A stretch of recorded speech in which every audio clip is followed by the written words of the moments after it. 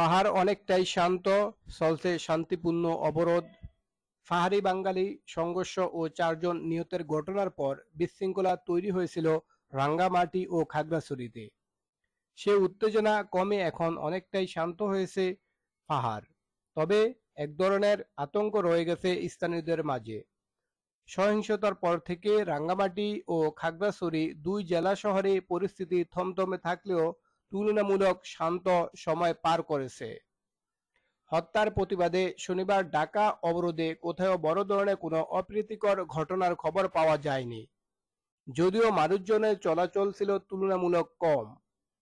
এর মধ্যেই সামাজিক যোগাযোগ মাধ্যমে ছড়িয়ে পড়া গুজব ও উস্কানির বরাতে ভয় আর আতঙ্ক বেশি ছড়াচ্ছে।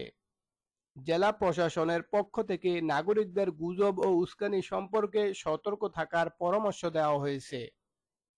থমথমে পরিস্থিতি স্বাভাবিক করতে দুই উপজেলার আইনশৃঙ্খলা বাহিনীর ঊর্ধ্বতন কর্মকর্তা ও বিভিন্ন রাজনৈতিক আঞ্চলিক সংগঠনের নেতাদের সঙ্গে দফায় দফায় বৈঠক করেছেন 3 উপদেষ্টা। পাহাড়ে নতুন করে অশান্তি সৃষ্টির চেষ্টা করলে কঠোর ব্যবস্থা নেওয়ার হুঁশিয়ারি দিয়েছেন স্বরাষ্ট্র উপদেষ্টা লেফটেন্যান্ট জেনারেল অবসরপ্রাপ্ত জাহাঙ্গীর আলম। পাহাড়ে অশান্তির পিছনে বাইরে ষড়যন্ত্র হচ্ছে বলে মন্তব্য করেছেন স্থানীয় সরকার ও পল্লী উন্নয়ন উপদেষ্টা এএফ হাসান আরিফ। এদিকে খাগড়াছড়ি ও রাঙ্গামাটিতে যুগ্ম ছাত্র জনতার ডাকা 72 ঘন্টার শান্তিপূর্ণ অবরোধ চলছে। অবরোধে প্রথম দিন খাগড়াছড়ির সাথে রাঙ্গামাটি, ঢাকা ও চট্টগ্রামের সাথে সড়ক যোগাযোগ বন্ধ রয়েছে। এছাড়া খাগড়াছড়ির দিঘিনালা, ফানছড়ি, মাটিরাঙ্গা সহ আন্ত উপজেলাগুলোতে সড়ক যোগাযোগ বন্ধ রয়েছে। ঢাকায় বিক্ষুব্ধ যুগ্ম ছাত্র জনতার আয়োজিত সমাবেশ থেকে ঘোষিত 3 পার্বত্য জেলায় 72 ঘন্টা সড়ক ও নৌপথ অবরোধ কর্মসূচির প্রতি সর্বাত্মক সমর্থন জানিয়েছে আঞ্চলিক সংগঠন ইউপিডিএফ।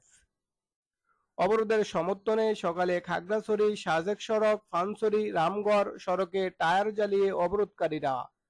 তবে অবরোধকে কেন্দ্র করে কোথাও কোনো সহিংসতা ঘটনা ঘটেনি। খাগড়াছড়ির পুলিশ সুপার মোহাম্মদ আরিফিন জুয়েল বলেন, সহিংসতা এড়াতে নিরাপত্তা জোরদার করা হয়েছে। সড়ক সেনাবাহিনী, বিজিবি ও পুলিশের টহল জোরদার করা হয়েছে বলে জানিয়েছে। বন্ধুরা, আজকের ভিডিওটা এখানে শেষ করলাম। আবার দেখা হবে আপনাদের সাথে অন্য কোনো নতুন নিউজ, তাজা খবর নিয়ে। সে পর্যন্ত আপনারা আমাদের চ্যানেলটা সাবস্ক্রাইব করে আমাদের সঙ্গে থাকুন। আল্লাহ হাফেজ। আসসালামু আলাইকুম ওয়া রাহমাতুল্লাহ।